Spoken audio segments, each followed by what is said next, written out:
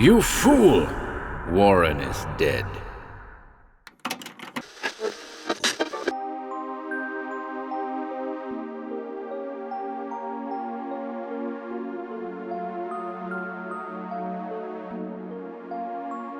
Welcome to HorrorBabble.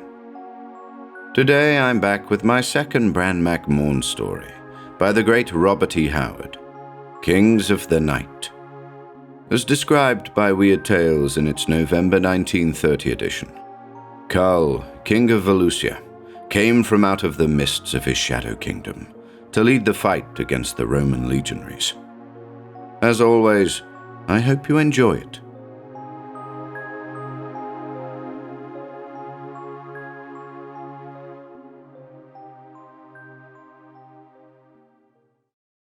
Kings of the Night by Robert E. Howard. 1. The Caesar lolled on his ivory throne. His iron legions came to break a king in a land unknown and a race without a name. The Song of Bran. The dagger flashed downward. A sharp cry broke in a gasp. The form on the rough altar twitched convulsively and lay still. The jagged flint edge soared at the crimsoned breast, and thin, bony fingers, ghastly dyed, tore out the still twitching heart. Under matted white brows, sharp eyes gleamed with a ferocious intensity. Besides the slayer, 4 men stood about the crude pile of stones that formed the altar of the god of shadows. One was of medium height, lithely built, scantily clad, whose black hair was confined by a narrow iron band in the center of which gleamed a single red jewel. Of the others, 2 were dark like the first, but where he was lithe, they were stocky and misshapen, with knotted limbs and tangled hair falling over sloping brows. His face denoted intelligence and implacable will, theirs merely a beast-like ferocity.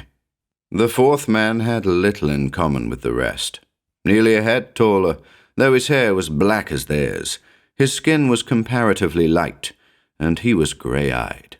He eyed the proceedings with little favour. And, in truth, Cormac of Connacht was little at ease. The druids of his own Isle of Erin had strange dark rites of worship, but nothing like this. Dark trees shut in this grim scene, lit by a single torch. Through the branches moaned an eerie night wind.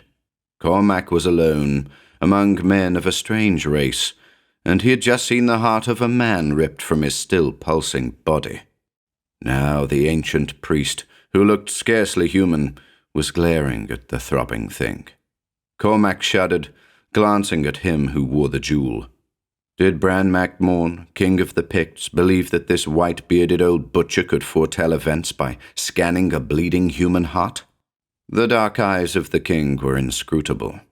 There were strange depths to the man that Cormac could not fathom, nor any other man. "The portents are good," exclaimed the priest wildly, speaking more to the 2 chieftains than to Bran. "Here from the pulsing heart of a captive Roman I read, defeat for the arms of Rome, triumph for the sons of the heather." The 2 savages murmured beneath their breath, their fierce eyes smouldering. "Go and prepare your clans for battle," said the king, and they lumbered away with the ape-like gait assumed by such stunted giants. Paying no more heed to the priest who was examining the ghastly ruin on the altar, Bran beckoned to Cormac. The Gael followed him with alacrity. Once out of that grim grove, under the starlight, he breathed more freely. They stood on an eminence, looking out over long swelling undulations of gently waving heather. Near at hand, a few fires twinkled, their fewness giving scant evidence of the hordes of tribesmen who lay close by. Beyond these were more fires, and beyond these still more, which last marked the camp of Cormac's own men, hard-riding, hard-fighting Gaels, who were of that band which was just beginning to get a foothold on the western coast of Caledonia, the nucleus of what was later to become the kingdom of Dalriada. To the left of these, other fires gleamed, and far away to the south were more fires, mere pinpoints of light. But even at that distance, the Pictish king and his Celtic ally could see that these fires were laid out in regular order. "The fires of the legions," muttered Bran. "The fires that have lit a path around the world. The men who light those fires have trampled the races under their iron heels. And now we are the heather of our backs at the wall. What will fall on the morrow?" "Victory for us," says the priest, answered Cormac. Bran made an impatient gesture. "Moonlight on the ocean, wind in the fir tops. Do you think that I put faith in such mummery? Or that I enjoyed the butchery of a captive legionary? I must hearten my people. It was for Gron and Boker that I let old Gunnar read the portents. The warriors will fight better." "And Gunnar?" Bran laughed. "Gunnar is too old to believe anything. He was High Priest of the Shadows a score of years before I was born. He claims direct descent from that Gunnar who was a wizard in the days of Brule, the Spear Slayer, who was the first of my line. No man knows how old he is. Sometimes I think he's the original Gunnar himself." "At least," said a mocking voice, and Cormac started as a dim shape appeared at his side. "At least I have learned that in order to keep the faith and trust of the people, a wise man must appear to be a fool. I know secrets that would blast even your brain, Bran, should I speak them. But in order that the people may believe in me, I must descend to such things as they think proper magic, and prance and yell and rattle snakeskins, and dabble about in human blood and chicken livers." Cormac looked at the ancient with new interest. The semi-madness of his appearance had vanished. He was no longer the charlatan, the spell-mumbling shaman. The starlight lent him a dignity which seemed to increase his very height, so that he stood like a white-bearded patriarch. "Bran, your doubt lies there." The lean arm pointed to the fourth ring of fires. "Aye." The king nodded gloomily. "Cormac, you know as well as I. Tomorrow's battle hinges upon that circle of fires. With the chariots of the Britons and your own Western horsemen, our success would be certain. But surely the devil himself is in the heart of every Northman. You know how I trapped that band, how they swore to fight for me against Rome. And now that their chief, Ragnar, is dead, they swear that they will be led only by a king of their own race. Else they will break their vow and go over to the Romans. Without them we are doomed, for we cannot change our former plan." "Take heart, Bran," said Gunnar. "Touch the jewel in your iron crown. Mayhap it will bring you aid." Bran laughed bitterly. "Now you talk as the people think. I am no fool to twist with empty words. What of the gem? It is a strange one, truth, and has brought me luck ere now. But I need now no jewels, but the allegiance of 300 fickle Northmen who are the only warriors among us who may stand the charge of the legions on foot." "But the jewel, Bran, the jewel," persisted Gunnar. "Well, the jewel," cried Bran impatiently. "It is older than this world. It was old when Atlantis and Lemuria sank into the sea. It was given to Brule, the Spear Slayer, first of my line, by the Atlantean Kull, king of Valusia, in the days when the world was young. But shall that profit us now?" "Who knows?" asked the wizard obliquely. "Time and space exist not. There was no past, and there shall be no future. Now is all. All things that ever were, are, or ever will be, transpire now. Man is forever at the center of what we call time and space. I have gone into yesterday and tomorrow, and both were as real as today, which is like the dreams of ghosts. But let me sleep and talk with Gunnar. Mayhap he shall aid us." "What means he?" asked Cormac, with a slight twitching of his shoulders, as the priest strode away in the shadows. "He has ever said that the first Gunnar comes to him in his dreams and talks with him," answered Bran. "I have seen him perform deeds that seemed beyond human ken. I know not. I am but an unknown king with an iron crown, trying to lift a race of savages out of the slime into which they have sunk. Let us look to the camps." As they walked, Cormac wondered, By what strange freak of fate had such a man risen among this race of savages, survivors of a darker, grimmer age? Surely he was an atavism, an original type of the days when the Picts ruled all Europe, before their primitive empire fell before the bronze swords of the Gauls. Cormac knew how Bran, rising by his own efforts from the negligent position of the son of a wolf clan chief, had to an extent united the tribes of the Heather, and now claimed kingship over all Caledon.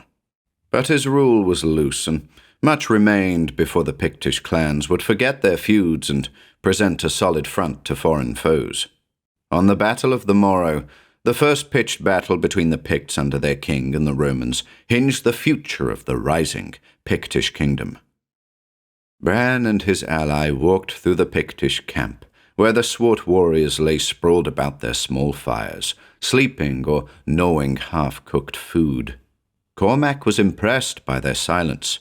1,000 men camped here, yet the only sounds were occasional low guttural intonations. The silence of the Stone Age rested in the souls of these men.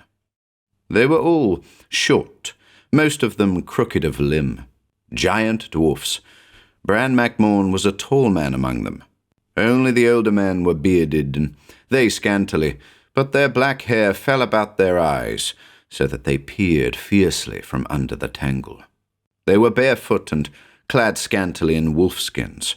Their arms consisted in short barbed swords of iron, heavy black bows, arrows tipped with flint, iron and copper, and stone-headed mallets. Defensive armor they had none, save for a crude shield of hide-covered wood. Many had worked bits of metal into their tangled manes as a slight protection against sword cuts. Some few, sons of long lines of chiefs, were smooth-limbed and lithe like Bran, but in the eyes of all gleamed the unquenchable savagery of the primeval. These men are fully savages, thought Cormac, worse than the Gauls, Britons, and Germans. Can the old legends be true, that they reigned in a day when strange cities rose where now the sea rolls, and that they survived the flood that washed those gleaming empires under, sinking again into that savagery from which they had once risen?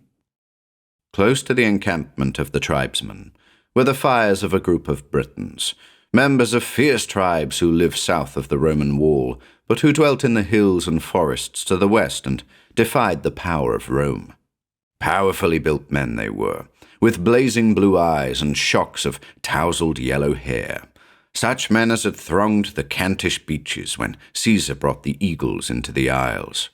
These men, like the Picts, wore no armor, and were clad scantily in coarse-worked cloth and deerskin sandals.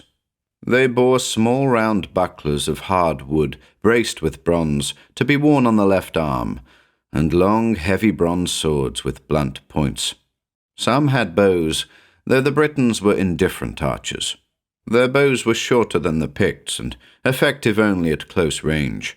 But ranged close by their fires were the weapons that had made the name Britain a word of terror to Pict, Roman, and Norse raider alike.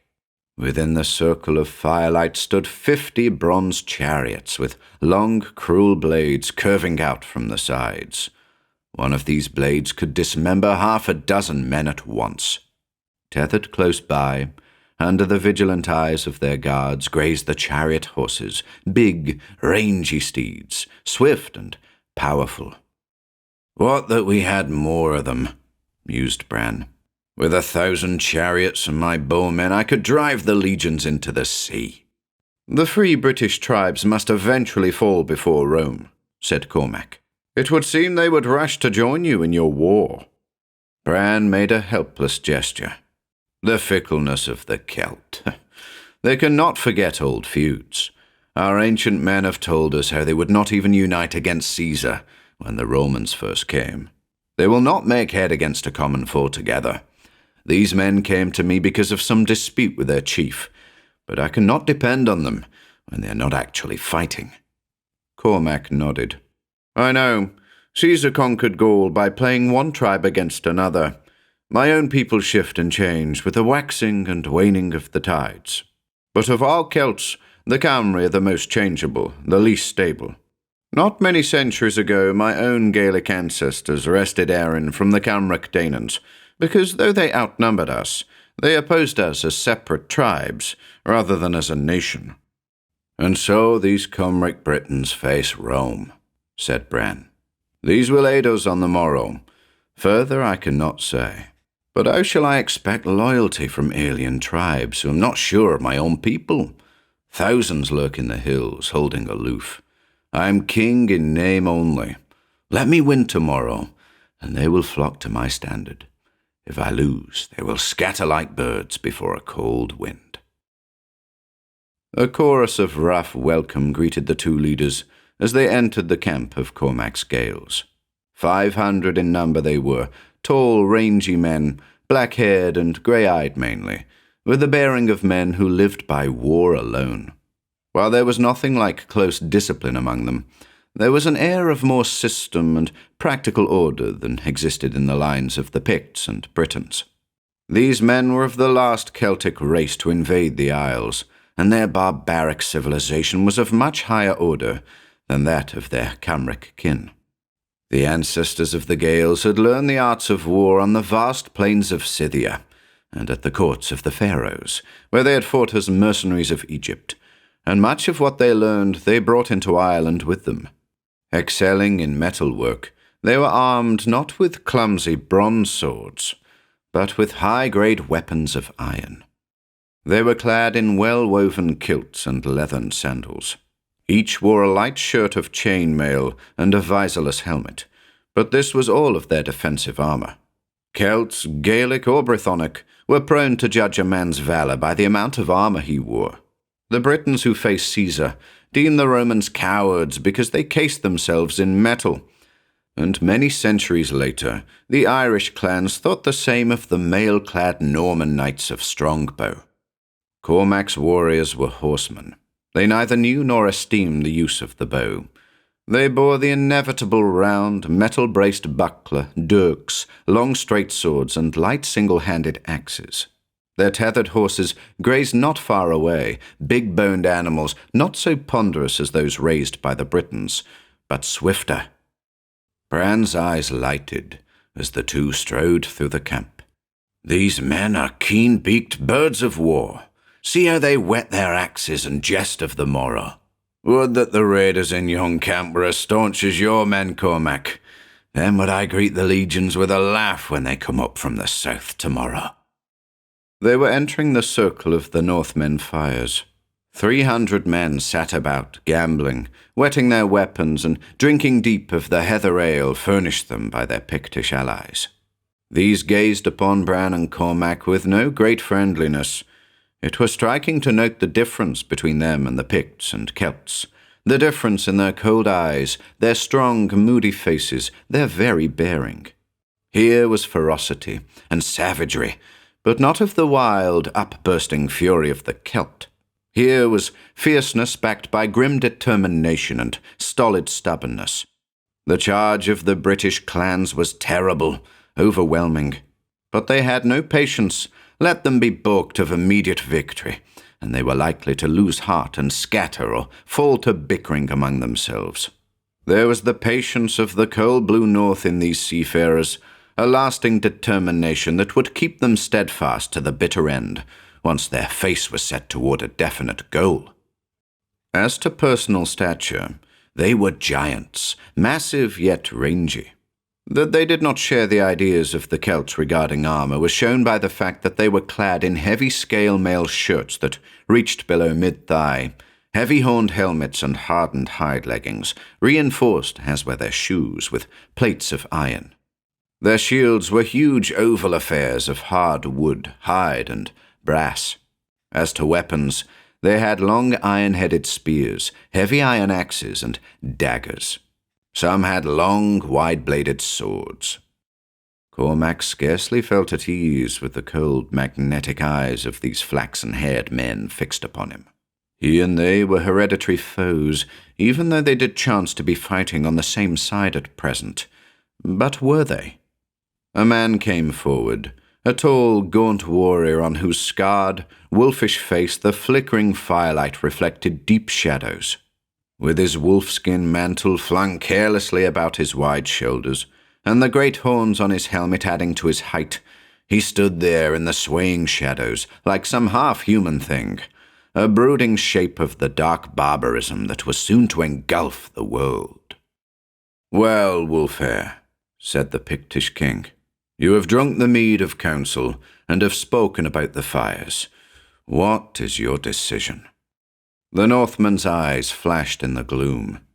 "Give us a king of our own race to follow, if you wish us to fight for you." Bran flung out his hands.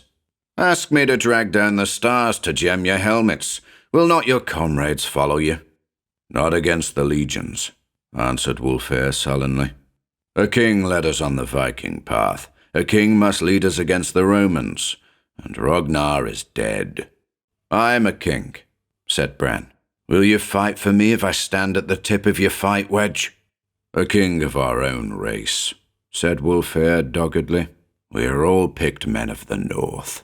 We fight for none but a king, and a king must lead us against the legions."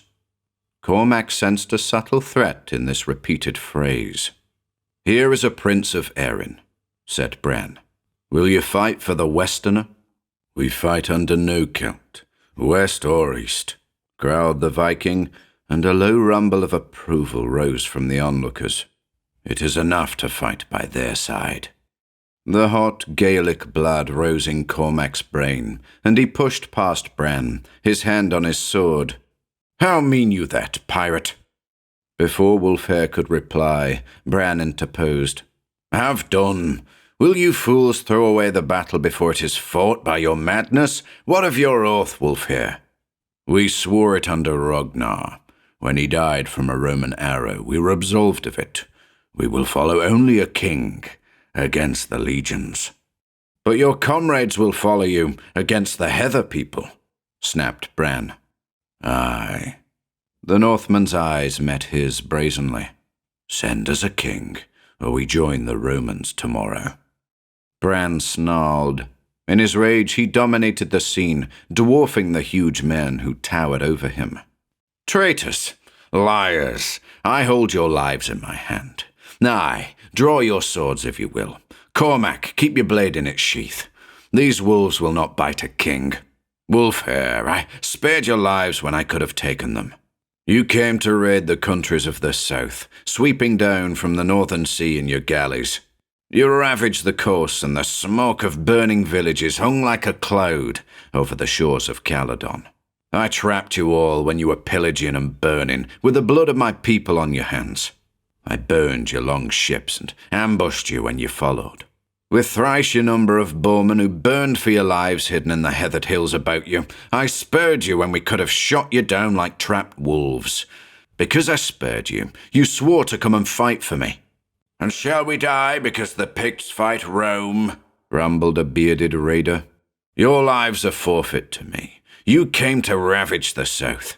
I did not promise to send you all back to your homes in the north unharmed and loaded with loot. Your vow was to fight one battle against Rome under my standard. Then I will aid your survivors to build ships, and you may go where you will, with a goodly share of the plunder we take from the legions. Ragnar had kept his oath. But Ragnar died in a skirmish with Roman scouts, and now you, Wulfhere, the dissension breeder, you stir up your comrades to dishonour themselves by that which a Northman hates, the breaking of the sworn word." "We break no oath," snarled the Viking, and the king sensed the basic Germanic stubbornness, far harder to combat than the fickleness of the fiery Celts. "Give us a king, neither Pict, Gael, nor Briton, and we will die for you. If not, then we will fight tomorrow for the greatest of all kings, the Emperor of Rome." For a moment, Cormac thought that the Pictish king, in his black rage, would draw and strike the Northman dead. The concentrated fury that blazed in Bran's dark eyes caused Wulfhere to recoil and drop a hand to his belt. "Fool," said Mak Morn in a low voice that vibrated with passion. "I could sweep you from the earth before the Romans are near enough to hear your death howls. Choose, fight for me on the morrow, or die tonight under a black cloud of arrows, a red storm of swords, a dark wave of chariots. At the mention of the chariots, the only arm of war that had ever broken the Norse shield wall, Wulfhere changed expression, but he held his ground. "War be it," he said doggedly, "or a king to lead us." The Northmen responded with a short, deep roar and a clash of swords on shields. Bran, eyes blazing, was about to speak again when a white shape glided silently into the ring of firelight. Soft words," said old Gunnar tranquilly. "King, say no more. Wulfhere, you and your fellows will fight for us if you have a king to lead you?" "We have sworn." "Then be at ease," quoth the wizard, "for ere battle joins on the morrow, I will send you such a king as no man on earth has followed for 100,000 years. A king neither Pict, Gael, nor Briton, but one to whom the Emperor of Rome is but a village headman." While they stood undecided, Gunnar took the arms of Cormac and Bran. "Come, and you Northmen remember your vow, and my promise which I have never broken. Sleep now, nor think to steal away in the darkness to the Roman camp. For if you escaped our shafts, you would not escape either my curse or the suspicions of the legionaries." So the three walked away, and Cormac, looking back, saw Wulfhere standing by the fire, fingering his golden beard, with a look of puzzled anger on his lean, evil face. The three walked silently through the waving heather, under the faraway stars, while the weird night wind whispered ghostly secrets about them. "Ages ago," said the wizard suddenly, "in the days when the world was young, great lands rose where now the ocean roars. On these lands thronged mighty nations and kingdoms. Greatest of all these was Valusia, land of enchantment. Rome is as a village compared to the splendor of the cities of Valusia. And the greatest king was Kull, who came from the land of Atlantis to wrest the crown of Valusia from a degenerate dynasty. The Picts who dwelt in the isles which now form the mountain peaks of a strange land upon the western ocean were allies of Valusia, and the greatest of all the Pictish war chiefs was Brule the Spear-Slayer, first of the line men call Mak Morn. Kull gave to Brule the jewel which you now wear in your iron crown, O king, after a strange battle in a dim land, and down the long ages it has come to us, ever a sign of the Mak Morn, a symbol of former greatness. When at last the sea rose and swallowed Valusia, Atlantis, and Lemuria, only the Picts survived, and they were scattered and few. Yet they began again the slow climb upward, and though many of the arts of civilization were lost in the great flood, yet they progressed. The art of metalworking was lost, so they excelled in the working of flint, and they ruled all the new lands flung up by the sea, and now called Europe, until down from the north came younger tribes who had scarce risen from the ape when Valusia reigned in her glory, and who, dwelling in the icy lands about the pole, knew naught of the lost splendor of the 7 empires, and little of the flood that had swept away half a world. And still they have come, Aryans, Celts, Germans, swarming down from the great cradle of their race which lies near the pole. So again was the growth of the Pictish nation checked, and the race hurled into savagery. Erased from the earth, on the fringe of the world with our backs to the wall, we fight. Here in Caledon is the last stand of a once mighty race, and we change. Our people have mixed with the savages of an elder age, which we drove into the north when we came into the Isles. And now, save for their chieftain, such as thou, Bran, a Pict is strange and abhorrent to look upon. True, said the king impatiently. But what has that to do? Kull, king of Valusia, said the wizard imperturbably, was a barbarian in his age as thou art in thine, though he ruled a mighty empire by the weight of his sword. Gunnar, friend of Brule, your first ancestor, has been dead 100,000 years as we reckon time. Yet I talked with him a scant hour agone. You talked with his ghost, or he with mine, Did I go back 100,000 years, or did he come forward?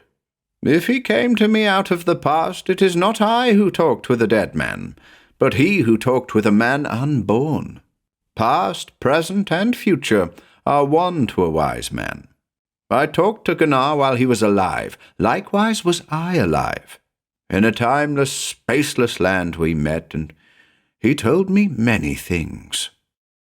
The land was growing light with the birth of dawn. The heather waved and bent in long rows before the dawn wind as bowing in worship of the rising sun. The jewel in your crown is a magnet that draws down the eons, said Gunnar. The sun is rising, and who comes out of the sunrise? Cormac and the king started. The sun was just lifting a red orb above the eastern hills, and full in the glow, etched boldly against the golden rim, a man suddenly appeared. They had not seen him come. Against the golden birth of day he loomed colossal, a gigantic god from the dawn of creation. Now, as he strode toward them, the waking host saw him and sent up a sudden shout of wonder. "Who, or what is it?" exclaimed Bran. "Let us go to meet him, Bran," answered the wizard. "He is the king Gunnar has sent to save the people of Brule."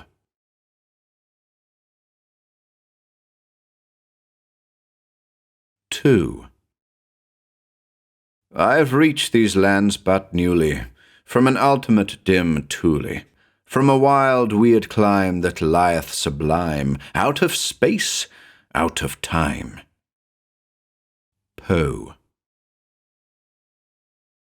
The army fell silent as Bran, Cormac, and Gunnar went toward the stranger who approached in long, swinging strides. As they neared him, the illusion of monstrous size vanished, but they saw he was a man of great stature. At first, Cormac thought him to be a Northman, but a second glance told him that nowhere before had he seen such a man. He was built much like the Vikings, at once massive and lithe, tigerish. But his features were not as theirs, and his square-cut, lion-like mane of hair was as black as Bran's own. Under heavy brows, glittered eyes, grey as steel and cold as ice. His bronzed face, strong and inscrutable, was clean-shaven, and the broad forehead betokened a high intelligence, just as the firm jaw and thin lips showed willpower and courage. But more than all, the bearing of him, the unconscious lion-like stateliness, marked him as a natural king, a ruler of men. Sandals of curious make were on his feet, and he wore a pliant coat of strangely meshed mail, which came almost to his knees. A broad belt with a great golden buckle encircled his waist, supporting a long straight sword in a heavy leather scabbard. His hair was confined by a wide, heavy golden band about his head. Such was the man who paused before the silent group. He seemed slightly puzzled, slightly amused. Recognition flickered in his eyes. He spoke in a strange, archaic Pictish, which Cormac scarcely understood. His voice was deep and resonant. "Ha, Brule! Gunnar did not tell me I would dream of you." For the first time in his life, Cormac saw the Pictish king completely thrown off his balance. He gaped, speechless. The stranger continued. "And wearing the gem I gave you, in a circlet on your head. Last night you wore it in a ring on your finger." "Last night?" gasped Bran. "Last night or 100,000 years ago? All one," murmured Gunnar in evident enjoyment of the situation. "I am not Brule," said Bran. "Are you mad to thus speak of a man dead 100,000 years? He was first of my line." The stranger laughed unexpectedly. "Well, now I know I'm dreaming. This will be a tale to tell Brule when I waken on the morrow, that I went into the future and saw men claiming descent from the spear-slayer who is as yet not even married. No, you're not Brule, I see now, though you have his eyes and his bearing, but he is taller and broader in the shoulders. Yet you have his jewel. Oh well, anything can happen in a dream, so I will not quarrel with you. For a time I thought I'd been transported to some other land in my sleep, and was in reality awake in a strange country. For this is the clearest dream I ever dreamed. Who are you? I am Bran Mak Morn, king of the Caledonian Picts. And this ancient is Gunnar, a wizard of the line of Gunnar.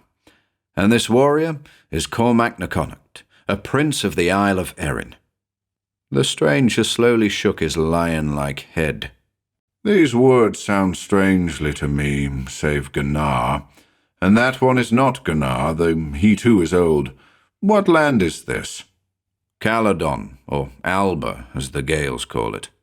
And who are those squat, ape-like warriors who watch us yonder, all agape?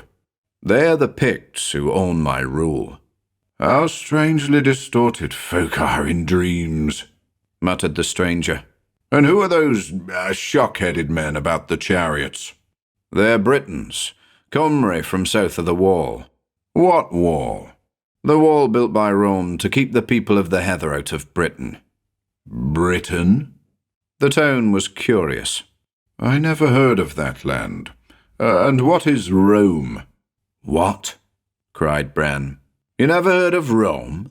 The empire that rules the world? No empire rules the world, answered the other haughtily. The mightiest kingdom on earth is that wherein I reign. And who are you? Kull of Atlantis, king of Valusia. Cormac felt a coldness trickle down his spine.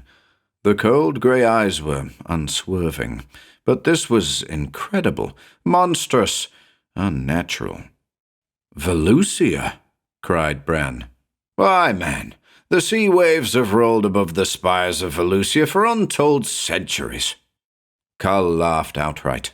What a mad nightmare this is. When Gunnar put on me the spell of deep sleep last night, or this night, in the secret room of the inner palace, he told me I would dream strange things, but this is more fantastic than I reckoned. And the strangest thing is, I know I am dreaming. Gunnar interposed as Bran would have spoken. Question not the acts of the gods, muttered the wizard. You are king, because in the past you have seen and seized opportunities. The gods or the first Gunnar have sent you this man. Let me deal with him. Bran nodded, and while the silent army gaped in speechless wonder, just within earshot, Gunnar spoke. O great king, you dream, but is not all life a dream? How reckon you but that your former life is but a dream from which you have just awakened? Now we dream folk have our wars and our peace, and just now a great host comes up from the south to destroy the people of Brule. Will you aid us? Kull grinned with pure zest. Aye, I have fought battles in dreams ere now, have slain and been slain, and was amazed when I woke from my visions. And at times as now, dreaming I have known I dreamed. See, I pinch myself and feel it. But I know I dream, for I have felt the pain of fierce wounds in dreams. Yes, people of my dream, I will fight for you against the other dream folk. Where are they? And that you enjoy the dream more, said the wizard subtly, forget that it is a dream, and pretend that by the magic of the first Gunnar, and the quality of the jewel you gave Brule, that now gleams on the crown of the Morny, you have in truth been transported forward into another, wilder age, where the people of Brule fight for their life against a stronger foe. For a moment, the man who called himself King of Valusia seemed startled. A strange look of doubt, almost of fear, clouded his eyes. Then he laughed. Good. Lead on, wizard. But now Bran took charge. He had recovered himself and was at ease. Whether he thought, like Cormac, that this was all a gigantic hoax arranged by Gunnar, he showed no sign. King Kull, see you those men yonder who lean on their long-shafted axes as they gaze upon you? The tall men with the golden hair and beards? Aye. Our success in the coming battle hinges on them. They swear to go over to the enemy if we give them not a king to lead them. their own having been slain. Will you lead them to battle?" Kull's eyes glowed with appreciation. "They are men such as my own red slayers, my picked regiment. I will lead them." "Come then." The small group made their way down the slope, through throngs of warriors who pushed forward eagerly to get a better view of the stranger, then pressed back as he approached. An undercurrent of tense whispering ran through the horde. The Northmen stood apart in a compact group. Their cold eyes took in Kull, and he gave back their stares, taking in every detail of their appearance. "Wulfhere," said Bran, "we have brought you a king. I hold you to your oath." "Let him speak to us," said the Viking harshly. "He cannot speak your tongue," answered Bran, knowing that the Northmen knew nothing of the legends of his race. "He is a great king of the south." "He comes out of the past," broke in the wizard calmly. "He was the greatest of all kings, long ago." "A dead man."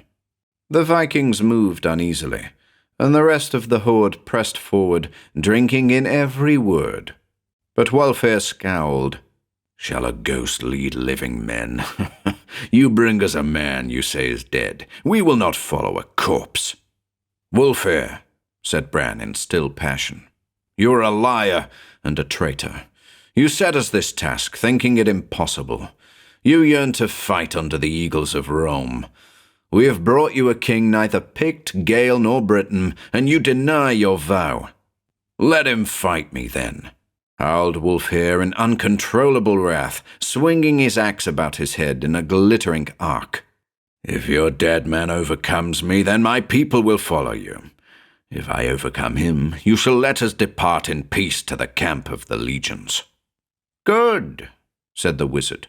"Do you agree, wolves of the north?" A fierce yell and a brandishing of swords was the answer. Bran turned to Kull, who had stood silent, understanding nothing of what was said. But the Atlantean's eyes gleamed. Cormac felt that those cold eyes had looked on too many such scenes not to understand something of what had passed. "This warrior says you must fight him for the leadership," said Bran, and Kull, eyes glittering with growing battle joy, nodded. "I guessed as much. Give us space." "A shield and a helmet," shouted Bran, but Kull shook his head. "I need none," he growled. "Back and give us room to swing our steel." Men pressed back on each side, forming a solid ring about the two men, who now approached each other warily. Kull had drawn his sword, and the great blade shimmered like a live thing in his hand. Wulfhere, scarred by 100 savage fights, flung aside his wolfskin mantle and came in cautiously, fierce eyes peering over the top of his outthrust shield, axe half lifted in his right hand. Suddenly, when the warriors were still many feet apart, Kull sprang. His attack brought a gasp from men used to deeds of prowess, for like a leaping tiger he shot through the air, and his sword crashed on the quickly lifted shield. Sparks flew, and Wulfare's axe hacked in, but Kull was under its sweep, and as it swished viciously above his head, he thrust upward and sprang out again, cat-like. His motions had been too quick for the eye to follow. The upper edge of Wulfare's shield showed a deep cut, and there was a long rent in his mail shirt where Kull's sword had barely missed the flesh beneath. Cormac, trembling with the terrible thrill of the fight, wondered at this sword that could thus slice through scale mail. And the blow that gashed the shield should have shattered the blade, yet not a notch showed in the Valusian steel. Surely this blade was forged by another people in another age. Now the two giants leaped again to the attack, and like double strokes of lightning their weapons crashed. Wulfare's shield fell from his arm in 2 pieces as the Atlantean sword sheared clear through it, and Kull staggered as the Northman's axe, driven with all the force of his great body, descended on the golden circlet about his head. That blow should have sheared through the gold like butter to split the skull beneath, but the axe rebounded, showing a great notch in the edge. The next instant, the Northman was overwhelmed by a whirlwind of steel, a storm of strokes delivered with such swiftness and power that he was borne back as on the crest of a wave, unable to launch an attack of his own. With all his tried skill, he sought to parry the singing steel with his axe, but he could only avert his doom for a few seconds, could only for an instant turn the whistling blade that hewed off bits of his mail, so close fell the blows. One of the horns flew from his helmet. Then the axe head itself fell away, and the same blow that severed the handle bit through the Viking's helmet into the scalp beneath. Wulfhere was dashed to his knees, a trickle of blood starting down his face. Kull checked his second stroke and, tossing his sword to Cormac, faced the dazed Northman weaponless. The Atlantean's eyes were blazing with ferocious joy, and he roared something in a strange tongue. Wulfhere gathered his legs under him and bounded up, snarling like a wolf, a dagger flashing into his hand. The watching horde gave tongue in a yell that ripped the skies as the two bodies clashed. Kull's clutching hand missed the Northman's wrist, but the desperately lunging dagger snapped on the Atlantean's mail, and dropping the useless hilt, Wulfhere locked his arms about his foe in a bear-like grip that would have crushed the ribs of a lesser man. Kull grinned tigerishly, and returned the grapple, and for a moment the two swayed on their feet. Slowly, the black-haired warrior bent his foe backward until it seemed his spine would snap. With a howl that had nothing of the human in it, Wulfhere clawed frantically at Kull's face, trying to tear out his eyes, then turned his head and snapped his fang-like teeth into the Atlantean's arm. A yell went up as a trickle of blood started. "He bleeds! He bleeds! He is no ghost after all, but a mortal man!" Angered, Kull shifted his grip, shoving the frothing Wulfhere away from him, and smote him terrifically under the ear with his right hand. The Viking landed on his back a dozen feet away. Then, howling like a wild man, he leaped up with a stone in his hand and flung it. Only Kull's incredible quickness saved his face. As it was, the rough edge of the missile tore his cheek and inflamed him to madness. With a lion-like roar, he bounded upon his foe, enveloped him in an irresistible blast of sheer fury, whirled him high above his head as if he were a child, and cast him a dozen feet away. Wulfhere pitched on his head and lay still, broken and dead. Dazed silence reigned for an instant. Then from the gales went up a thundering roar, and the Britons and Picts took it up, howling like wolves, until the echoes of the shouts and the clangor of sword on shield reached the ears of the marching legionaries miles to the south. "Men of the grey north," shouted Bran, "will you hold by your oath now?" The fierce souls of the Northmen were in their eyes as their spokesman answered. Primitive, superstitious, steeped in tribal lore of fighting gods and mythical heroes, they did not doubt that the black-haired fighting man was some supernatural being sent by the fierce gods of battle. "Aye, such a man as this we have never seen. Dead man, ghost or devil, we will follow him, whether the trail lead to Rome or Valhalla." Kull understood the meaning, if not the words. Taking his sword from Cormac with a word of thanks, he turned to the waiting Northmen and silently held the blade toward them high above his head in both hands before he returned it to its scabbard. Without understanding, they appreciated the action. Blood-stained and disheveled, he was an impressive picture of stately, magnificent barbarism. "Come," said Bran, touching the Atlantean's arm. "A host is marching on us, and we have much to do. There is scant time to arrange our forces before they will be upon us. Come to the top of yonder slope." There, the Pict pointed. They were looking down into a valley which ran north and south, widening from a narrow gorge in the north until it debouched upon a plain to the south. The whole valley was less than a mile in length. "Up this valley will our foes come," said the Pict. because they have wagons loaded with supplies, and on all sides of this vale the ground is too rough for such travel. Here we plan an ambush." "I would have thought you would have had your men lying in wait long before now," said Kull. "What of the scouts the enemy is sure to send out?" "The savages I lead would never have waited in ambush so long," said Bran with a touch of bitterness. "I could not post them until I was sure of the Northmen. Even so, I had not dared to post them ere now. Even yet they may take panic from the drifting of a cloud or the blowing of a leaf and scatter like birds before a cold wind. King Kull, the fate of the Pictish nation is at stake. I am called King of the Picts, but my rule as yet is but a hollow mockery. The hills are full of wild clans who refuse to fight for me. Of the 1,000 bowmen now at my command, more than half are of my own clan.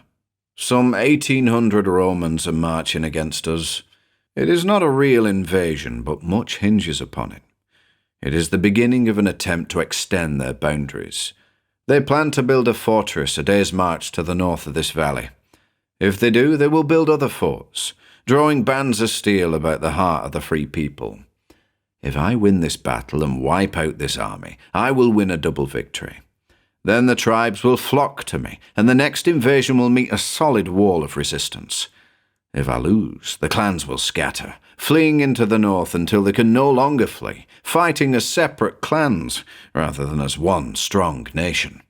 I have 1,000 archers, 500 horsemen, 50 chariots with the drivers and swordsmen, 150 men in all, and, thanks to you, 300 heavily armed northern pirates. How would you arrange your battle lines?" "Well," said Kull, "I would have barricaded the north end of the valley. No, that would suggest a trap. But I would block it with a band of desperate men, like those you have given me to lead. 300 could hold the gorge for a time against any number. Then, when the enemy was engaged with these men to the narrow part of the valley, I would have my archers shoot down into them until their ranks are broken, from both sides of the vale. Then, having my horsemen concealed behind one ridge and my chariots behind the other, I would charge with both simultaneously and sweep the foe into a red ruin." Bran's eyes glowed. "Exactly, King of Valusia. Such was my exact plan." "But what of the scouts?" "My warriors are like panthers. They hide under the noses of the Romans. Those who ride into the valley will see only what we wish them to see. Those who ride over the ridge will not come back to report. An arrow is swift and silent. You see that the pivot of the whole thing depends on the men that hold the gorge. They must be men who can fight on foot and resist the charges of the heavy legionaries long enough for the trap to close. Outside these Northmen, I had no such force of men. My naked warriors with their short swords could never stand such a charge for an instant. Nor is the armour of the Celts made for such work. Moreover, they are not foot fighters, and I need them elsewhere. So you see why I had such desperate need of the Northmen. Now will you stand in the gorge with them and hold back the Romans until I can spring the trap? Remember, most of you will die." Kull smiled. "I've taken chances all my life, though two, Chief Counselor, would say my life belongs to Valusia, and I have no right to so risk it." His voice trailed off, and a strange look flitted across his face. "By Valka," said he, laughing uncertainly. "Sometimes I forget this is a dream. All seems so real. But it is, of course it is. Well then, if I die, I will but awaken as I have done in times past. Lead on, King of Caledon." Cormac, going to his warriors, wondered. Surely it was all a hoax. Yet he heard the arguments of the warriors all about him as they armed themselves and prepared to take their posts. The black-haired king was Need himself, the Celtic war god. He was an antediluvian king brought out of the past by Gunnar.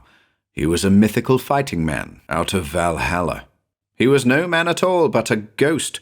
Now, he was mortal, for he had bled. But the gods themselves bled, though they did not die. So the controversies raged. At least, thought Cormac, If it was all a hoax to inspire the warriors with a feeling of supernatural aid, it had succeeded. The belief that Kull was more than a mortal man had fired Celt, Pict, and Viking alike into a sort of inspired madness, and Cormac asked himself, what did he himself believe?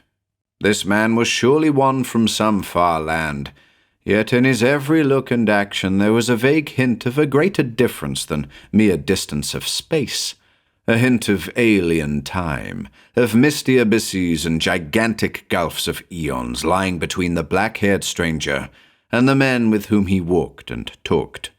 Clouds of bewilderment mazed Cormac's brain, and he laughed in whimsical self-mockery.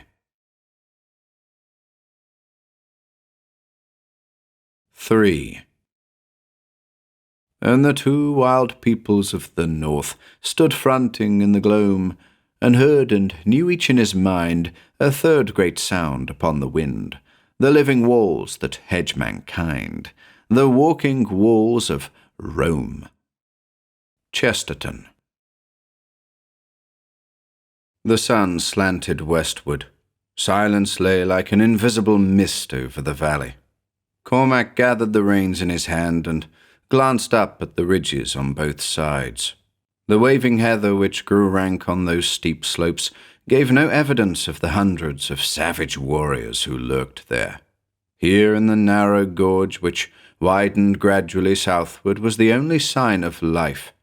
Between the steep walls, 300 Northmen were massed solidly in their wedge-shaped shield wall, blocking the pass. At the tip, like the point of a spear, stood the man who called himself Kull, King of Valusia. He wore no helmet, only the great, strangely worked headband of hard gold, but he bore on his left arm the great shield borne by the dead Ragnar, and in his right hand he held the heavy iron mace wielded by the Sea King. The Vikings eyed him in wonder and savage admiration. They could not understand his language, or he theirs, but no further orders were necessary. At Bran's directions, they had bunched themselves in the gorge, and their only order was, "Hold the pass." Bran Mak Morn stood just in front of Kull. So they faced each other, he whose kingdom was yet unborn, and he whose kingdom had been lost in the mists of time for unguessed ages. Kings of darkness, thought Cormac, nameless kings of the night, whose realms are gulfs and shadows. The hand of the Pictish king went out. King Kull, you are more than king, you are a man. Both of us may fall within the next hour, but if we both live, ask what you will of me. Kull smiled, returning the firm grip. You too are a man after my own heart, King of the Shadows. Surely you are more than a figment of my sleeping imagination. Mayhap we will meet in waking life some day. Bran shook his head in puzzlement, swung into the saddle and rode away, climbing the eastern slope and vanishing over the ridge. Cormac hesitated. Strange man, are you in truth of flesh and blood, or are you a ghost? When we dream, we're all flesh and blood, so long as we are dreaming, Kull answered. This is the strangest nightmare I have ever known. But you, who will soon fade into sheer nothingness as I awaken, seem as real to me now as Brule or Conanu, or Tu or Kelkor. Cormac shook his head, as Bran had done, and with a last salute, which Kull returned with barbaric stateliness, he turned and trotted away. At the top of the western ridge he paused. Away to the south a light cloud of dust rose, and the head of the marching column was in sight.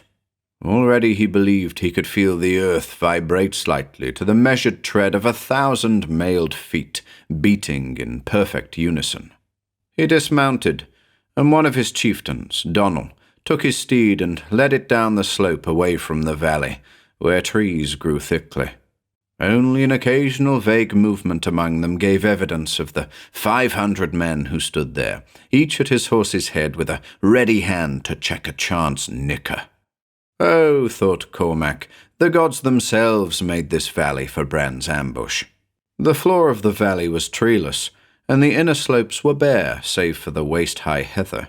But at the foot of each ridge on the side, facing away from the vale, where the soil long washed from the rocky slopes had accumulated, there grew enough trees to hide 500 horsemen or 50 chariots. At the northern end of the valley stood Kull and his 300 Vikings, in open view, flanked on each side by 50 Pictish bowmen. Hidden on the western side of the western ridge were the Gaels. Along the top of the slopes, concealed in the tall heather, lay 100 Picts with their shafts on string. The rest of the Picts were hidden on the eastern slopes, beyond which lay the Britons with their chariots in full readiness. Neither they nor the Gaels to the west could see what went on in the vale, but signals had been arranged. Now the long column was entering the wide mouth of the valley, and their scouts, light-armed men on swift horses, were spreading out between the slopes. They galloped almost within bowshot of the silent host that blocked the pass, then halted. Some whirled and raced back to the main force, while the others deployed and cantered up the slopes, seeking to see what lay beyond. This was the crucial moment. If they got any hint of the ambush, all was lost. Cormac, shrinking down into the heather, marvelled at the ability of the Picts to efface themselves from view so completely. He saw a horseman pass within 3 feet of where he knew a bowman lay, yet the Romans saw nothing. The scouts topped the ridges, gazed about. Then most of them turned and trotted back down the slopes. Cormac wondered at their desultory manner of scouting. He had never fought Romans before, knew nothing of their arrogant self-confidence, of their incredible shrewdness in some ways, their incredible stupidity in others. These men were overconfident, a feeling radiating from their officers. It had been years since a force of Caledonians had stood before the legions, and most of these men were but newly come to Britain, part of a legion which had been quartered in Egypt. They despised their foes and suspected nothing. But stay, 3 riders on the opposite ridge had turned and vanished on the other side. And now one, sitting his steed at the crest of the western ridge, not 100 yards from where Cormac lay, looked long and narrowly down into the mass of trees at the foot of the slope. Cormac saw suspicion grow on his brown, hawk-like face. He half-turned as though to call to his comrades, then instead reined his steed down the slope, leaning forward in his saddle. Cormac's heart pounded. Each moment he expected to see the man wheel and gallop back to raise the alarm. He resisted a mad impulse to leap up and charge the Roman on foot. Surely the man could feel the tenseness in the air, the hundreds of fierce eyes upon him. Now he was halfway down the slope, out of sight of the men in the valley. And now the twang of an unseen bow broke the painful stillness. With a strangled gasp, the Roman flung his hands high, and as the steed reared, he pitched headlong, transfixed by a long black arrow that had flashed from the heather. A stocky dwarf sprang out of nowhere seemingly, and seized the bridle, quieting the snorting horse and leading it down the slope. At the fall of the Roman, short crooked men rose like a sudden flight of birds from the grass, and Cormac saw the flash of a knife.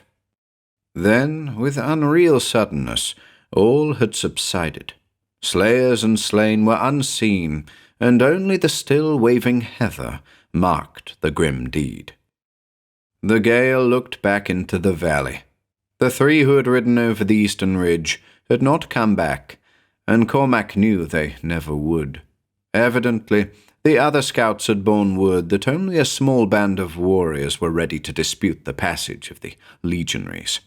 Now, the head of the column was almost below him, and he thrilled at the sight of these men who were doomed, swinging along with their superb arrogance. And the sight of their splendid armor, their hawk-like faces, and perfect discipline awed him as much as it is possible for a Gael to be awed. 1,200 men in heavy armor who marched as one so that the ground shook to their tread. Most of them were of middle height, with powerful chests and shoulders and bronzed faces, hard-bitten veterans of 100 campaigns. Cormac noted their javelins, short, keen swords, and heavy shields, their gleaming armor and crested helmets, the eagles on the standards. These were the men beneath whose tread the world had shaken and empires crumbled. Not all were Latins. There were Romanized Britons among them, and 1 century or 100 was composed of huge, yellow-haired men, Gauls and Germans, who fought for Rome as fiercely as did the native-born, and hated their wilder kinsmen more savagely. On each side was a swarm of cavalry, outriders, and the column was flanked by archers and slingers. A number of lumbering wagons carried the supplies of the army. Cormac saw the commander riding in his place, a tall man with a lean, imperious face, evident even at that distance. Marcus Sulius. The Gael knew him by repute. A deep-throated roar rose from the legionaries as they approached their foes. Evidently, they intended to slice their way through and continue without a pause, for the column moved implacably on. Whom the gods destroy, they first make mad. Cormac had never heard the phrase, but it came to him that the great Sulius was a fool, Roman arrogance. Marcus was used to lashing the cringing peoples of a decadent East. Little he guessed of the iron in these Western races. A group of cavalry detached itself and raced into the mouth of the gorge, but it was only a gesture. With loud, jeering shouts, they wheeled 3 spears' length away and cast their javelins, which rattled harmlessly on the overlapping shields of the silent Northmen. But their leader dared too much. Swinging in, he leaned from his saddle and thrust at Kull's face. The great shield turned the lance, and Kull struck back as a snake strikes. The ponderous mace crushed helmet and head like an eggshell, and the very steed went to its knees from the shock of that terrible blow. From the Northmen went up a short, fierce roar, and the Picts beside them howled exultantly and loosed their arrows among the retreating horsemen. First blood for the people of the Heather. The oncoming Romans shouted vengefully and quickened their pace as the frightened horse raced by, a ghastly travesty of a man, foot caught in the stirrup, trailing beneath the pounding hoofs. Now the first line of the legionaries, compressed because of the narrowness of the gorge, crashed against the solid wall of shields, crashed and recoiled upon itself. The shield wall had not shaken an inch. This was the first time the Roman legions had met with that unbreakable formation, that oldest of all iron battle lines, the ancestor of the Spartan regiment, the Theban phalanx, the Macedonian formation, the English square. Shield crashed on shield, and the short Roman swords sought for an opening in that iron wall. Viking spears bristling in solid ranks above thrust and reddened. Heavy axes chopped down, shearing through iron, flesh, and bone. Cormac saw Kull, looming above the stocky Romans in the forefront of the fray, dealing blows like thunderbolts. A burly centurion rushed in, shield held high, stabbing upward. The iron mace crashed terribly, shivering the sword, rending the shield apart, shattering the helmet, crushing the skull down between the shoulders, in a single blow. The front line of the Romans bent like a steel bar about the wedge, as the legionaries sought to struggle through the gorge on each side and surround their opposers. But the pass was too narrow. Crouching close against the steep walls, the Picts drove their black arrows in a hail of death. At this range, the heavy shafts tore through shield and corselet, transfixing the armored men. The front line of battle rolled back, red and broken, and the Northmen trod their few dead underfoot to close the gaps their fall had made. Stretched the full width of their front lay a thin line of shattered forms, the red spray of the tide which had broken upon them in vain. Cormac had leaped to his feet, waving his arms. Donnell and his men broke cover at the signal and came galloping up the slope, lining the ridge. Cormac mounted the horse brought him and glanced impatiently across the narrow vale. No sign of life appeared on the eastern ridge. Where was Bran and the Britons? Down in the valley, the legions, angered at the unexpected opposition of the paltry force in front of them, but not suspicious, were forming in more compact body. The wagons which had halted were lumbering on again, and the whole column was once more in motion, as if it intended to crash through by sheer weight. With the Gaulish sentry in the forefront, the legionaries were advancing again in the attack. This time, with the full force of 1,200 men behind, the charge would batter down the resistance of Kull's warriors like a heavy ram, would stamp them down, sweep over their red ruins. Cormac's men trembled in impatience. Suddenly, Marcus Sullius turned and gazed westward, where the line of horsemen was etched against the sky. Even at that distance, Cormac saw his face pale. The Roman at last realized the mettle of the men he faced, and that he had walked into a trap. Surely in that moment there flashed a chaotic picture through his brain: defeat, disgrace, red ruin. It was too late to retreat, too late to form into a defensive square with the wagons for barricade. There was but one way possible out, and Marcus, crafty general in spite of his recent blunder, took it. Cormac heard his voice cut like a clarion through the din, and though he did not understand the words, he knew that the Roman was shouting for his men to smite that knot of Northmen like a blast, to hack their way through and out of the trap before it could close. Now the legionaries, aware of their desperate plight, flung themselves headlong and terribly on their foes. The shield wall rocked, but it gave not an inch. The wild faces of the Gauls and the hard brown Italian faces glared over locked shields into the blazing eyes of the north. Shields touching, they smote and slew and died in a red storm of slaughter, where crimsoned axes rose and fell, and dripping spears broke on notched swords. Where in God's name was Bran with his chariots? A few minutes more would spell the doom of every man who held that pass. Already they were falling fast, though they locked their ranks closer and held like iron. Those wild men of the north were dying in their tracks, and looming among their golden heads the black lion mane of Kull shone like a symbol of slaughter, and his reddened mace showered a ghastly rain as it splashed brains and blood like water. Something snapped in Cormac's brain. "These men will die while we wait for Bran's signal," he shouted. "On! Follow me into hell, sons of Gale!"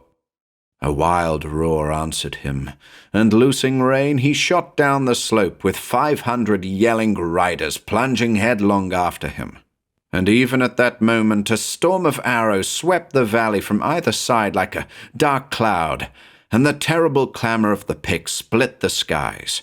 And over the eastern ridge, like a sudden burst of rolling thunder on Judgment Day, rushed the war chariots. Headlong down the slope they roared, foam flying from the horses' distended nostrils, frantic feet scarcely seeming to touch the ground, making naught of the tall heather. In the foremost chariot, with his dark eyes blazing, crouched Bran Mak Morn. And in all of them the naked Britons were screaming and lashing as if possessed by demons. Behind the flying chariots came the Picts, howling like wolves and loosing their arrows as they ran. The heather belched them forth from all sides in a dark wave. So much Cormac saw in chaotic glimpses during that wild ride down the slopes. A wave of cavalry swept between him and the main line of the column. 3 long leaps ahead of his men, the Gaelic prince met the spears of the Roman riders. The first lance turned on his buckler, and rising in his stirrups he smote downward, cleaving his man from shoulder to breastbone. The next Roman flung a javelin that killed Donnell, but at that instant Cormac's steed crashed into his, breast to breast, and the lighter horse rolled headlong under the shock, flinging his rider beneath the pounding hoofs. Then the whole blast of the Gaelic charge smote the Roman cavalry, shattering it, crashing and rolling it down and under. Over its red ruins, Cormac's yelling demon struck the heavy Roman infantry, and the whole line reeled at the shock. Swords and axes flashed up and down, and the force of their rush carried them deep into the massed ranks. Here, checked, they swayed and strove. Javelins thrust, swords flashed upward, bringing down horse and rider, and greatly outnumbered, leaguered on every side, the Gaels had perished among their foes. But at that instant, from the other side, the crashing chariot smote the Roman ranks. In one long line they struck almost simultaneously, and at the moment of impact the charioteers wheeled their horses sidelong and raced parallel down the ranks, shearing men down like the mowing of wheat. Hundreds died on those curving blades in that moment, and leaping from the chariots, screaming like blood-mad wildcats, the British swordsmen flung themselves upon the spears of the legionaries, hacking madly with their two-handed swords. Crouching, the Picts drove their arrows point-blank and then sprang in to slash and thrust. Maddened with the sight of victory, these wild peoples were like wounded tigers, feeling no wounds and dying on their feet with their last gasp a snarl of fury. But the battle was not over yet. Dazed, shattered, their formation broken and nearly half their number down already, the Romans fought back with desperate fury. Hemmed in on all sides, they slashed and smote singly, or in small clumps fought back to back. Archers, slingers, horsemen, and heavy legionaries mingled into a chaotic mass. The confusion was complete, but not the victory. Those bottled in the gorge still hurled themselves upon the red axes that barred their way, while the massed and serried battle thundered behind them.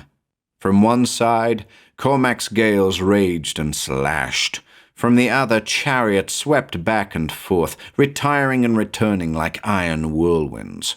There was no retreat, for the Picts had flung a cordon across the way they had come, and having cut the throats of the camp followers and possessed themselves of the wagon, they sent their shafts in a storm of death into the rear of the shattered column. Those long black arrows pierced armor and bone, nailing men together. Yet the slaughter was not all on one side.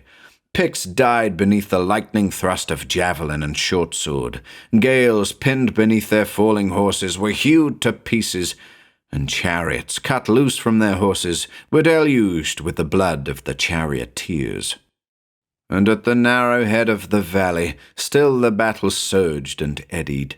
Great gods, thought Cormac, glancing between lightning-like blows, do these men still hold the gorge? Aye, they held it. A tenth of their original number, dying on their feet, they still held back the frantic charges of the dwindling legionaries. Over all the field went up the roar and the clash of arms, and birds of prey, swift flying out of the sunset, circled above. Cormac, striving to reach Marcus Sulius through the press, saw the Roman's horse sink under him, and the rider rise alone in a waste of foes. He saw the Roman sword flash thrice, dealing a death at each blow. Then from the thickest of the fray bounded a terrible figure. It was Bran Mak Morn, stained from head to foot. He cast away his broken sword as he ran, drawing a dirk. The Roman struck, but the Pictish king was under the thrust, and, gripping the sword wrist, he drove the dirk again and again through the gleaming armor. A mighty roar went up as Marcus died, and Cormac, with a shout, rallied the remnants of his force about him, and, striking in the spurs, burst through the shattered lines and rode full speed for the other end of the valley. But, as he approached, he saw that he was too late. As they had lived, so had they died, those fierce sea-wolves, with their faces to the foe and their broken weapons red in their hands. In a grim and silent band they lay, even in death preserving some of the shield wall formation. Among them, in front of them, and all about them lay high-heaped the bodies of those who had sought to break them in vain. They had not given back a foot. To the last man they had died in their tracks, nor were there many left to stride over their torn shapes. Those Romans who had escaped the Viking axes had been struck down by the shafts of the Picts and swords of the Gaels from behind. Yet this part of the battle was not over. High up on the steep western slope, Cormac saw the ending of that drama. A group of Gauls in the armour of Rome pressed upon a single man, a black-haired giant, on whose head gleamed a golden crown. There was iron in these men, as well as in the man who had held them to their fate. They were doomed. Their comrades were being slaughtered behind them. But before their turn came, they would at least have the life of the black-haired chief who had led the golden-haired men of the north. Pressing upon him from three sides, they had forced him slowly back up the steep gorge wall, and the crumpled bodies that stretched along his retreat showed how fiercely every foot of the way had been contested. Here on this steep it was task enough to keep one's footing alone, yet these men at once climbed and fought. Kull's shield and the huge mace were gone, and the great sword in his right hand was dyed crimson. His mail, wrought with a forgotten art, now hung in shreds, and blood streamed from 100 wounds on limbs, head, and body. But his eyes still blazed with the battle joy, and his wearied arms still drove the mighty blade in strokes of death. But Cormac saw that the end would come before they could reach him. Now, at the very crest of the steep, a hedge of points menaced the strange king's life, and even his iron strength was ebbing. Now he split the skull of a huge warrior, and the backstroke shore through the neck cords of another. Reeling under a very rain of swords, he struck again, and his victim dropped at his feet, cleft to the breastbone. Then, even as a dozen swords rose above the staggering Atlantean for the death stroke, a strange thing happened. The sun was sinking into the western sea. All the heather swam red like an ocean of blood. Etched in the dying sun as he had first appeared, Kull stood, and then, like a mist lifting, a mighty vista opened behind the reeling king. Cormac's astounded eyes caught a fleeting, gigantic glimpse of other climes and spheres. As if mirrored in summer clouds, he saw, instead of the heather hills stretching away to the sea, a dim and mighty land of blue mountains and gleaming quiet lakes, the golden, purple, and sapphirian spires and towering walls of a mighty city, such as the earth has not known for many a drifting age. Then, like the fading of a mirage, it was gone. But the Gauls on the high slope had dropped their weapons and stared like men dazed, for the man called Kull had vanished, and there was no trace of his going. As in a daze, Cormac turned his steed and rode back across the trampled field. His horse's hoofs splashed in lakes of blood and clanged against the helmets of dead men. Across the valley, the shout of victory was thundering, yet all seemed shadowy and strange. A shape was striding across the torn corpses, and Cormac was dully aware that it was Bran. The Gael swung from his horse and fronted the king. Bran was weaponless and gory. Blood trickled from gashes on brow, breast, and limb. What armour he had worn was clean hacked away, and a cut had shorn halfway through his iron crown. But the red jewel still gleamed unblemished, like a star of slaughter. "It is in my mind to slay you," said the Gael heavily, and like a man speaking in a daze. "For the blood of brave men is on your head. Had you given the signal to charge sooner, some would have lived." Bran folded his arms. His eyes were haunted. "Strike if you will. I'm sick of slaughter. It is a cold mead, this kinging it. A king must gamble with men's lives and naked swords. The lives of all my people are at stake. I sacrificed the Northmen, yes, and my heart is sore within me, for they were men. But had I given the order when you would have desired, all might have gone awry. The Romans were not yet massed in the narrow mouth of the gorge, and might have had time and space to form their ranks again and beat us off. I waited until the last moment, and the rovers died. A king belongs to his people, and could not let either his own feelings or the lives of men influence him. Now my people are saved, but my heart is cold in my breast." Cormac wearily dropped his sword point to the ground. "You were a born king of men, Bran," said the Gaelic prince. Bran's eyes roved the field. A mist of blood hovered over all, where the victorious barbarians were looting the dead, while those Romans who had escaped slaughter by throwing down their swords and now stood under guard looked on with hot, smouldering eyes. "My kingdom, my people are saved," said Bran wearily. "They will come from the heather by the thousands, and when Rome moves against us again, she will meet a solid nation. But I am weary. What of Kull?" "My eyes and brain were mazed with battle," answered Cormac. "I thought to see him vanish like a ghost into the sunset. I will seek his body." "Seek not for him," said Bran. "Out of the sunrise he came, into the sunset he is gone. Out of the mists of the ages he came to us, and back into the mists of the eons, as he returned to his own kingdom." Cormac turned away. Night was gathering. Gunnar stood like a white spectre before him. "To his own kingdom," echoed the wizard. "Time and space are naught. Kull has returned to his own kingdom, his own crown, his own age." "Then he was a ghost? Did you not feel the grip of his solid hand? Did you not hear his voice, see him eat and drink, laugh and slay and bleed?" Still Cormac stood like one in a trance.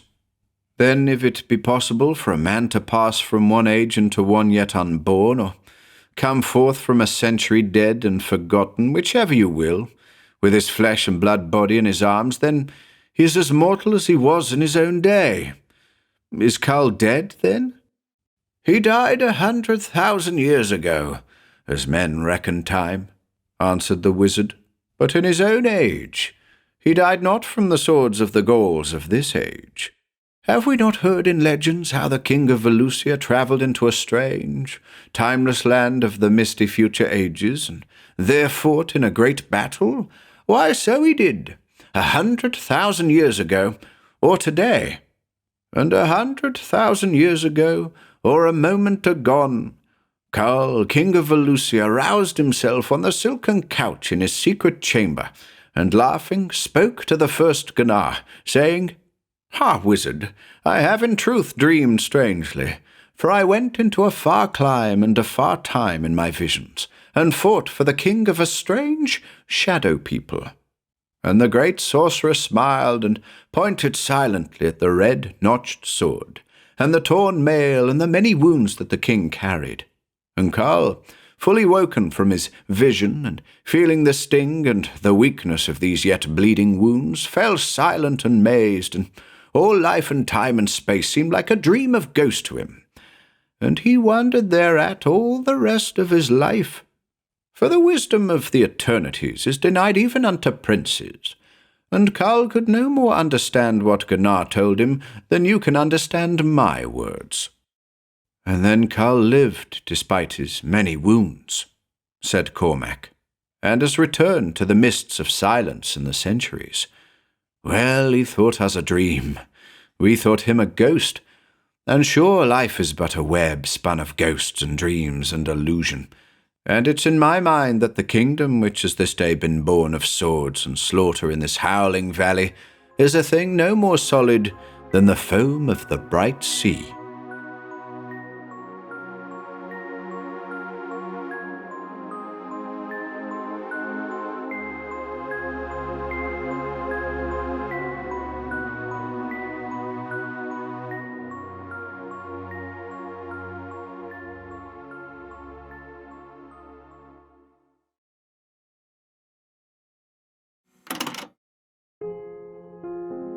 If you enjoyed listening today, be sure to subscribe to the channel by hitting the red subscribe button below. After doing so, click the bell icon next to the subscribe button to receive new content notifications. If you'd like to support our work and receive exclusive perks, consider becoming a channel member by clicking the Join button below. To support us in other ways, see the video description for links to our Bandcamp and Patreon pages, our merch store over at Teespring, and further information relating to our releases on Audible, iTunes, and Spotify. And until next time,